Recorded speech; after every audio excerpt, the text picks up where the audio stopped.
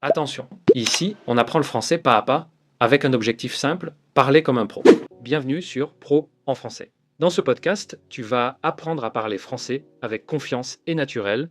Pas de longues règles, pas de théorie ennuyeuse, seulement des situations réelles, des phrases utiles et un objectif simple, parler comme un pro.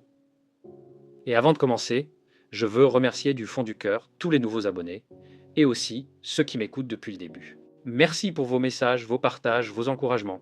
C'est grâce à vous que ce podcast continue, que chaque épisode existe. Merci d'être là chaque semaine pour apprendre, pour progresser et surtout pour garder la motivation. Aujourd'hui, on va parler d'un sujet que tu connais sûrement très bien, ce moment où tu veux parler en français, mais les mots ne viennent pas, tu comprends tout, tu connais le vocabulaire, tu as déjà appris ces mots, mais quand tu veux t'exprimer, ton esprit devient vide. Tu cherches, tu bloques, tu entends ta voix intérieure qui te dit « je le sais, mais j'arrive pas à le dire ». C'est frustrant, n'est-ce pas? Tu travailles, tu écoutes, tu lis, tu apprends, et pourtant, quand tu veux parler, ton cerveau semble t'abandonner. Pourquoi ça arrive? Est-ce que tu manques de vocabulaire? Est-ce que tu apprends mal? Pas forcément. En réalité, c'est souvent une question de pratique, de mémoire et surtout de confiance. Et aujourd'hui, on va comprendre ensemble pourquoi tu ne trouves pas ton vocabulaire quand tu veux parler et comment tu peux changer ça. Parce que, crois-moi, tu as déjà plus de vocabulaire que tu ne le penses. Il est là, quelque part, dans ton cerveau. Il dort un peu, il est timide, mais il est là. Tu dois juste apprendre à le réveiller, à le rendre actif, à le rendre vivant. Tu vois, quand on apprend une langue, il y a deux types de vocabulaire. Le vocabulaire passif et le vocabulaire actif. Le vocabulaire passif, ce sont tous les mots que tu comprends quand tu les lis ou quand tu les entends. Et le vocabulaire actif, ce sont les mots que tu peux utiliser toi-même, spontanément, sans réfléchir. La plupart des apprenants ont un grand vocabulaire passif, mais un petit vocabulaire actif. Et c'est normal, parce qu'on passe souvent beaucoup plus de temps à écouter ou à lire qu'à parler. Résultat, ton cerveau reconnaît les mots, mais il ne sait pas encore les utiliser facilement. C'est un peu comme si ton vocabulaire était un grand magasin rempli de mots. Tu sais que les mots sont là, mais les rayons sont mal organisés. Quand tu veux trouver un mot, tu dois chercher longtemps. Et pendant que tu cherches, la conversation continue, tu perds le fil et tu paniques. Mais la bonne nouvelle, c'est que tu peux apprendre à rendre ton vocabulaire plus accessible. Tu peux entraîner ton cerveau à retrouver les mots plus vite, plus naturellement. Et pour ça, il faut comprendre comment fonctionne la mémoire quand on parle. Quand tu veux parler français, ton cerveau doit faire plusieurs choses à la fois. Il doit penser à l'idée que tu veux exprimer, chercher les mots, les mettre dans le bon ordre, appliquer la grammaire, faire attention à la prononciation, tout ça en même temps. C'est énorme. Et si tu n'as pas encore assez d'automatisme, ton cerveau se fatigue vite. Alors il choisit la solution la plus simple, le silence. Il se bloque non pas parce qu'il ne sait pas, mais parce qu'il est surchargé. C'est un peu comme quand tu apprends à conduire. Au début, tu penses à tout, les pédales, les vitesses, les feux, les autres voitures, et tu paniques. Mais après quelques mois, tu fais tout naturellement, sans y penser. Eh bien, parler une langue, c'est exactement pareil. Avec la pratique, ton cerveau automatise les mots, les structures, les expressions, et petit à petit, tout devient plus fluide. Le vrai problème, c'est pas que tu n'as pas assez de mots, c'est que tu les utilises pas assez souvent. Tu les connais, mais ils restent endormis dans ta mémoire passive. Pour les réveiller, il faut les prononcer, les écrire, les utiliser dans de vraies phrases. C'est comme pour un instrument de musique. Tu peux connaître toutes les notes, mais si tu ne joues jamais, tes doigts oublient.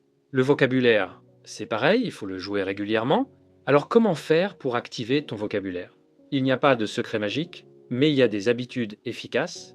D'abord, parle un peu chaque jour, même seul. Tu peux te parler à toi-même, décrire ta journée, ton humeur, ce que tu fais. Dis à voix haute, je prépare le petit déjeuner. Je me sens fatigué, mais motivé. Je vais sortir acheter du pain. Ce sont des phrases simples, mais elles entraînent ton cerveau à produire des mots sans effort. Ensuite, essaye de réutiliser les mots que tu apprends. Quand tu découvres un nouveau mot, ne le laisse pas dormir dans ton cahier. Utilise-le dans une phrase, puis dans une autre. Le lendemain, fais-le vivre. Ton cerveau a besoin de répétition, mais pas d'une répétition ennuyeuse. Il veut du sens, du contexte. Alors crée des phrases qui te ressemblent, qui parlent de ta vie, de tes goûts, de tes émotions.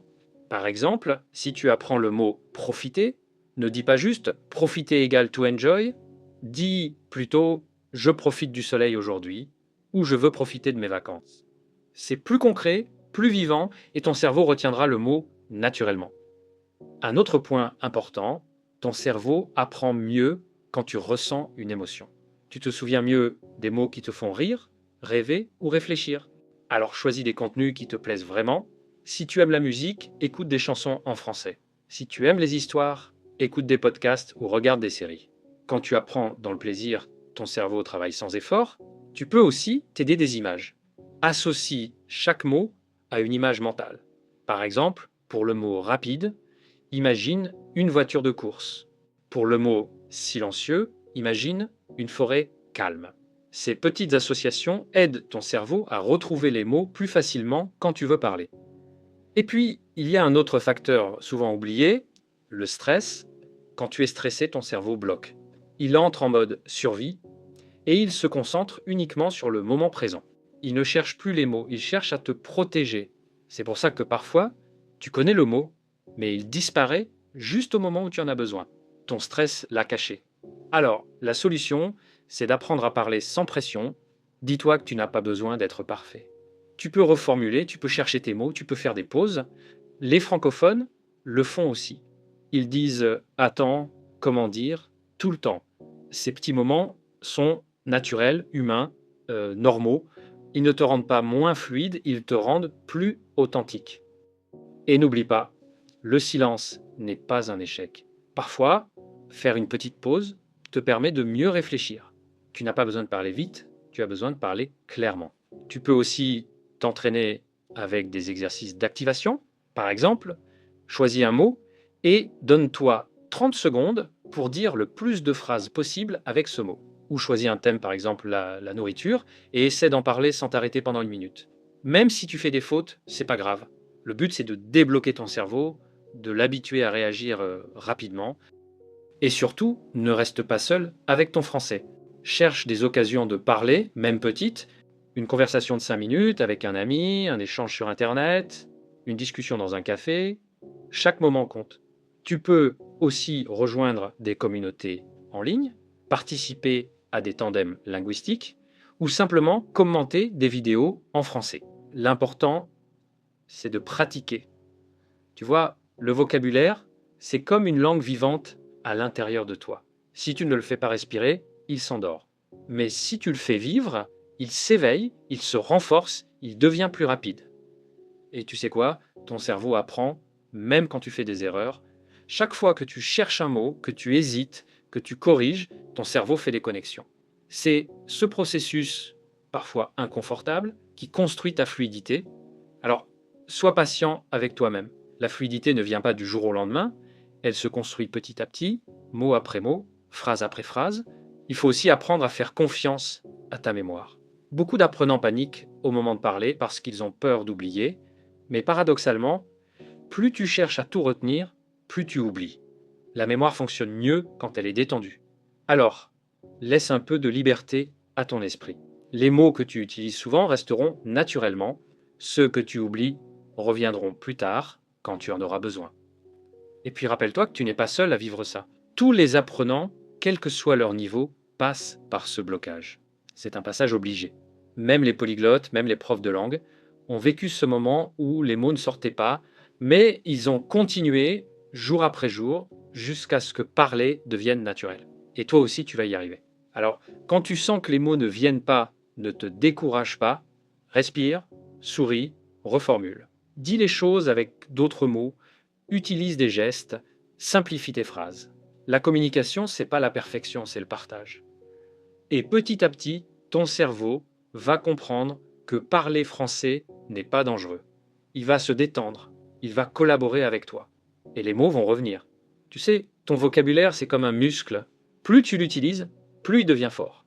Au début, c'est difficile, un peu lent, mais à force de t'entraîner, les mots sortent tout seuls, sans effort. Et c'est là que tu sens la magie. Tu ne traduis plus, tu penses directement en français. Et ce moment-là, ce jour où tu parles sans réfléchir, sans te bloquer, c'est l'un des plus beaux de l'apprentissage. Parce que tu réalises que tu n'es plus en train d'apprendre le français, tu vis en français, et ça, c'est un vrai cadeau. Tu sais, il y a quelque chose d'encore plus profond derrière ce blocage des mots, la peur de parler. Pas seulement la peur d'oublier un mot, mais la peur d'être jugé, la peur de faire une faute, la peur de ne pas être compris. Cette peur, on la porte tous, et elle est souvent bien plus forte que le manque de vocabulaire. Quand tu veux parler français, il n'y a pas que ton cerveau qui travaille ton cœur aussi. Il bat plus vite, tu sens une tension dans ta voix, dans ton corps, et sans t'en rendre compte, cette tension bloque tes mots, même si tu connais le mot, même si tu l'as appris 100 fois, ton stress prend le dessus. Ton cerveau entre en alerte et il te dit attention, tu pourrais te tromper. Alors il se tait, mais laisse-moi te dire une chose importante. Faire des erreurs, ce n'est pas grave, c'est même une preuve de progrès. Chaque faute te rapproche un peu plus de la fluidité parce qu'elle t'oblige à ajuster, à réfléchir, à apprendre. Tu ne peux pas parler une langue sans te tromper. Même les Français se trompent tous les jours. Ils oublient des mots, ils inventent des phrases, ils hésitent. La différence, c'est qu'ils n'en ont pas honte.